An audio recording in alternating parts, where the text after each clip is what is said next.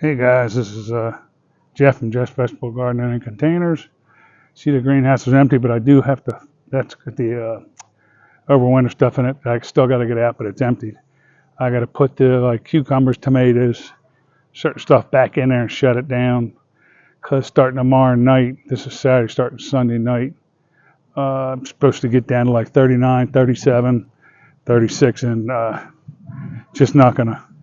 These things just aren't going to be able to keep up the way I wanted them to in that cold weather. So a lot of it I don't have to, but you can see everything's going through. These three bays here are all for corn. I just haven't gotten to that point yet, but you can see how everything's coming out mulched and looking pretty good and everything. And on this side, it's leaved in. So let me take in and show you what we got on here so far this year. Like I said, I'm working on it little by little, but you can. Right there, that's coming back. Now, that's a blueberry bush. That's some cabbage, and we got onions and lettuce and a tomato there. Then we got all the Texas onions, big ones there. These are all squashes here on this row. They took a big hit when I bought them out, but still 4 out of the 6 are still going, and I have more growing inside, so I wasn't too worried about it, but I got to get them in the night because over the next couple of nights they won't make it. You can see that cauliflower there.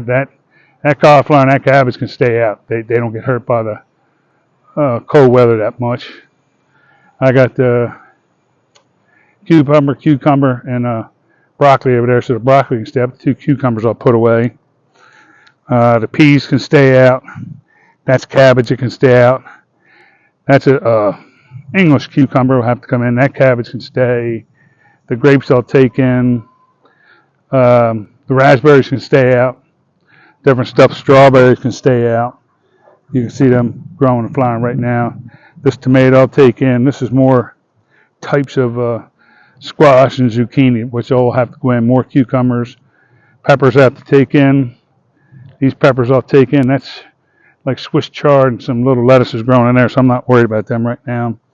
And these 3 cucumbers are all have to go in. I'll just leave the baskets here and then put them all back in there just so I don't lose them all.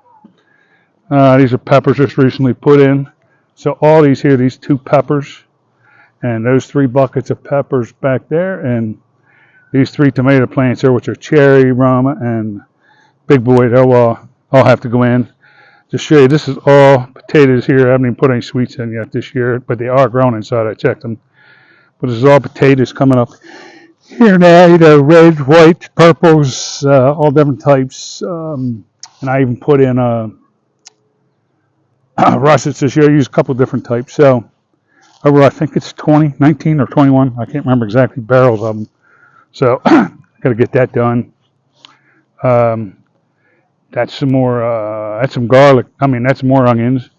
That's a black raspberry bush here. That's brand new. That's another blueberry was coming in. And that right there is garlic. So I was planning on doing nothing, not this much, maybe coming into partial retirement and trying to travel more a little bit and do different things. I wasn't going to do this much this year, but it's here. I'll sped up my sprinkling system, and we'll just have to see how it goes from here. See how it works. And like I said, those 3 empty containers there, I'll just mulch down the bottom like 2 inches, get the weeds out and mulch them, and then I'll sow them up, and then that's where all my corn will go.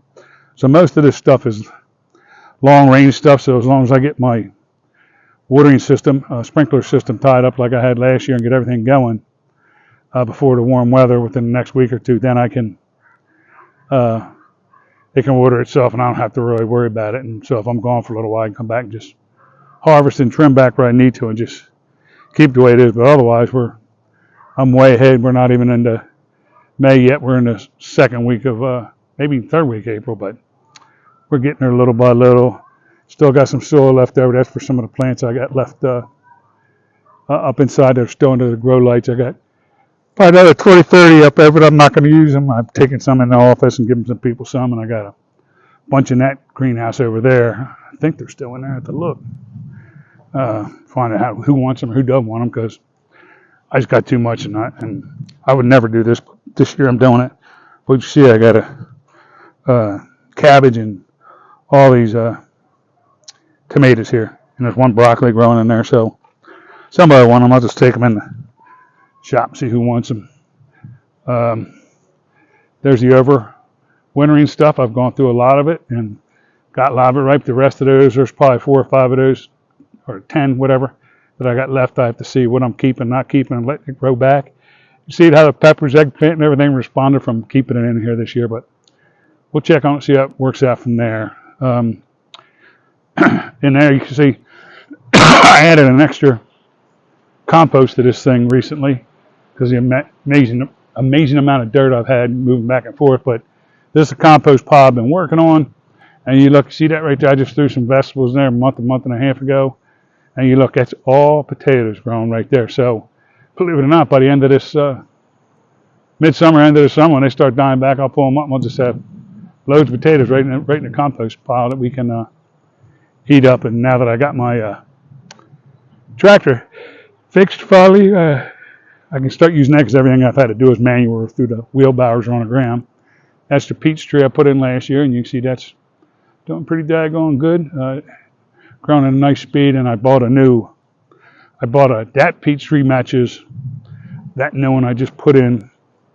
I just put in this peach tree. I'll take you back and show it. They're 2 little bit different brands, but they said for them to work together, you want them to be just a little bit different on each one. So we got this peach tree here too that we just put in that you saw the video, and that's one I put together with the about the clay soil, and you can see the little peaches growing on it everywhere. So it's way ahead. Typically, when you put something like that in the first year or two, you don't get. It takes 3 or 4 years before you start getting results off it. You might get some small ones and they die off, but this way, this tree over here can be with that tree like 50 yards away from it, and they can fertilize off each other. And then I have had that apple tree out front for years. It used to produce quite a few apples. I've made some apple pies with them and different stuff, apple jellies and stuff. But this year, last year it didn't really produce, and it just didn't look too good. Just didn't look as healthy as it normally did. So I bought it a partner to go with it also. They're both red apple, but different types. And if you asked me what that tree was I put out front for 8-10 years ago, I could never remember exactly what type it is. But we will we'll see how it does. Now this one here I'm going to put in the ground eventually. This one here is I just put in there because it was getting dried out and I was so busy in the garden and had all this rain here. This is a red delicious apple. So you see I got it in a 20-gallon pot, and just keeping it going for now. And then I'll be putting that up here on the hill past that crepe myrtle right there. And then the other apple tree is probably 50 yards the other way from that, so they both can fertilize off each other. And then you can look here and see the, oh my gosh, what's that stuff called? Some dill coming out of there. It's not, I think it's cilantro, dill, and come on, and basil. My partner had to come out, and basil in there, so that's all growing back red. I got to trim some of the dead stuff out, but that's going good. Everything we put in last year as far as trees, bushes, everything's doing good.